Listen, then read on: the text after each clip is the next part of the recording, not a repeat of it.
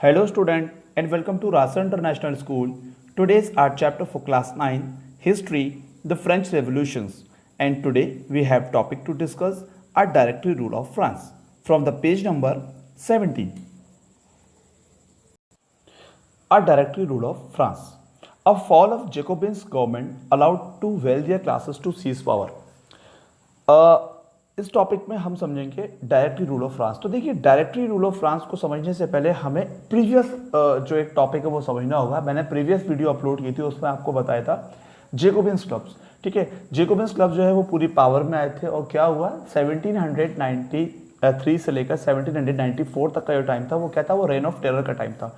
मतलब जब Maximilien Robespierre जो थे वो जब पूरी पावर में आए तब उन्होंने क्या किया, फ्रांस के अंदर एक बहुत स्ट्रिक्ट रूल फॉलो किए। और वो स्ट्रिक्ट रूल क्या थे कि जितने भी एक्स नोबल थे, जितने भी क्लर्जी थे, उनको क्या हुआ, अगर उनकी बनाई हुई पॉलिसी के वो अगेंस्ट जाएंगे तो क्या था, उनको सज़ा सुनाई जा रही थी, उनको पनिशमेंट दिया जा रहा था। पनिशमेंट क्या थी, उनको ग्लोटाइन किया जा रहा था। अब ग्लोटाइन क्या था, guillotine is a device with pole, its use to be headed a person. मतलब किसी भी इंसान को, अगर कोई भी जो मैक्सिमिलियन रोबेस्पियर के खिलाफ जाता था, जो उसकी पॉलिसी से अगेंस्ट जाता था, उसको क्या था, इस तरीके का एक मतलब एक डिवाइस था, ये ऊपर से एक ब्लेड आता था, उसके सर को काटने के काम में आता था। ये एक डिवाइस था, इसमें टू पोल्स हुआ करते थे, यहाँ एक ब्लेड था, ये ब्लेड नीचे गिरता था तो क्या होता था, जिसको भी सजा सुनाई जाती थी उसका सर अलग हो जाता था। तो it is a device, it use to be headed a person. अब इसका एक क्वेश्चन और था, who invented guillotine? So doctor guillotine is invented guillotine. ठीक है, हमने ये सब पढ़ लिया था। लेकिन क्या होता है डायरेक्टरी रूल ऑफ फ्रांस में, अब इसमें क्या होता है, जो जेकोबिन्स गवर्नमेंट थी वो बहुत ज़्यादा स्ट्रिक्ट रूल बना रही थी, है ना। तो मैक्सिमिलियन रोबेस्पियर को जब पनिश किया गया, उनको ग्लोटाइन किया गया, उनको हटाया गया, तो उसके बाद क्या हो गया, fall of Jacobins government allowed to a wealthier classes to seize power. मतलब जितने भी पैसे वाले लोग थे वो दोबारा से फ्रांस में जो है वो पावर में आ गए, है ना। तो इसमें क्या हुआ, जब फ्रांस के लोग, जो पावरफुल लोग थे, जो वेल्थियर सेक्शन था, वो जैसे ही पावर में आया तो क्या हो गया, एक नया कॉन्स्टिट्यूशन बना। A new constitution was introduced which denied the vote to non property section of society. अब इसमें क्या हो गया, इसमें जितने भी नॉन प्रॉपर्टी वाला जो लोग थे, जिनके पास कोई प्रॉपर्टी नहीं थी, उनको वोट देने के लिए मना कर दिया गया। अभी मैक्सिमिलियन रोबेस्पियर के टाइम पे क्या हुआ था कि सबको वोट देने का एक पावर दिया गया था। मतलब पब्लिक को ये बांट दिया था, active citizen and passive citizen. Active कौन थे, जो वोट दे रहे थे, और जो पैसिव थे, जो वोट नहीं दे रहे थे, है ना। लेकिन अब यहाँ क्या हो गया, यहाँ पर ये जो एक वेल्थियर सेक्शन के पास दोबारा से पावर चली गई वोट डालने के लिए। अब क्या हुआ, नए कॉन्स्टिट्यूशन के अकॉर्डिंग क्या रहा कि जितने भी नॉन प्रॉपर्टी सेक्शन है उनको वोट डालने के लिए मना कर दिया गया। यानी जिसके पास प्रॉपर्टी है वो वोट देगा, जिसके पास प्रॉपर्टी नहीं है वो वोट नहीं देगा। तो अब देखिए, अब यहां क्या होता है, it provided for to elected legislative council which then appointed a directory and executive made of 5 member। अब क्या होता है, लेजिस्लेटिव और एग्जीक्यूटिव मिलकर क्या है, 5 मेंबर्स की एक डायरेक्टरी बनाते हैं। तो अब ये जो डायरेक्टरी बनती है, ये पूरे तरीके से फ्रांस के कानून को, फ्रांस की जो एक व्यवस्था है, फ्रांस की जो एक कार्यपालिका, उसको पूरा संभालने का जो एक काम करते हैं कि भाई अब ये 5 लोग मिलकर जो है ये काम करेंगे। लेकिन अब क्या हो गया, इन दोनों के बीच में भी, मतलब एग्जीक्यूटिव और लेजिस्लेटिव के बीच में एक जो 5 जो लोग थे वो डायरेक्टर थे, डायरेक्टरी रूल में क्या हुआ, इन दोनों के बीच में क्लैश होने लगे, मतलब आपस में बनने लगी। अब बनती नहीं थी लोगों की। अगर लेजिस्लेटिव कोई रूल बनाता था तो उसको ये डायरेक्टरी के जो लोग थे, जो 5 लोग थे, वो एक डिनाइट करते थे। ये कोई रूल बनाते थे तो वहां से डिनाइट होता था। तो इन लोगों के बीच में क्या हो गया, एक पॉलिटिकल इंस्टेबिलिटी आ गई कि भाई अब कुछ एक नहीं है, वो कहता है उस बात को मना कर दो तो वो मना कर देते हैं। अगर किसी को कोई बात, मतलब इनमें एकता नहीं थी, ये इक्वल नहीं थे, इसमें क्या थी, एक पॉलिटिकल इंस्टेबिलिटी आ गई थी।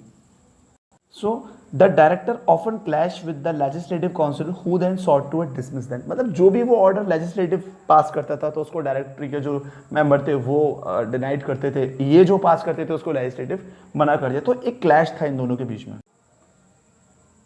The political instability of the director paved the way for the rise of military dictator Napoleon Bonaparte। अब यहाँ पे क्या हो गया, जितनी भी जो एक पॉलिटिकल इंस्टेबिलिटी थी, जो कि आपस में इन लोगों की नहीं बन रही थी, जो डायरेक्टरी के जो एक 5 मेंबर थे, है ना, डायरेक्टरी रूल के जो एक 5 मेंबर थे, उनकी और लेजिस्लेटिव में आपस में नहीं बन रही थी, इसका फायदा उठाते हुए एक नया जो एक पर्सन वो सामने आया, और डिक्टेटर बन के सामने आया। वो कौन थे, Napoleon Bonaparte. Look at the picture of Napoleon Bonaparte. जब इन्होंने देखा कि फ्रांस में पूरी तरीके से पॉलिटिकल स्टेबिलिटी है, तो इन्होंने क्या किया, इन्होंने मौके का फ़ायदा उठाया और पूरी तरीके से एक मिलिट्री जनरल भी थे, इन्होंने क्या किया, अपने आप को डिक्टेटर के रूप में पूरी तरीके से ये फ्रांस पे इन्होंने कब्जा कर लिया, मतलब फ्रांस को पूरी तरीके से इन्होंने चलाने का जिम्मा उठाया।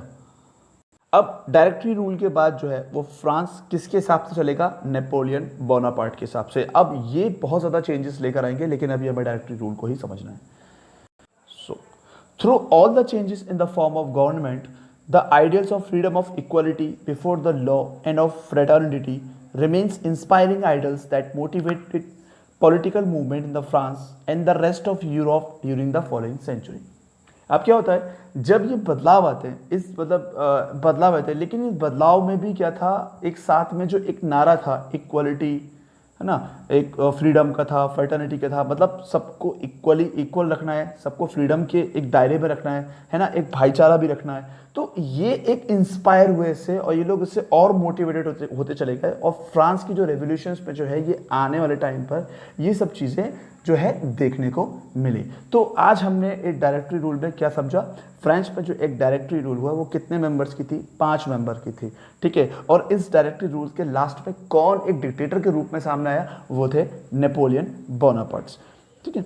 और डायरेक्टरी रूल में क्या एक प्रॉब्लम थी कि डायरेक्टरी रूल में जो लेजिस्लेटिव थी उनकी आपस में नहीं बन रही थी, मतलब क्या हो रहा है, दोनों में आपस में क्लैश हो रहे थे, है ना, बन नहीं पा रही थी। तो इसका फायदा उठाते हुए नेपोलियन बोनापार्ट क्या हुआ, केम टू द पावर, है ना, और वो फ्रांस के पूरी तरीके से डिक्टेटर के रूप में सामने आए। I hope you like this video.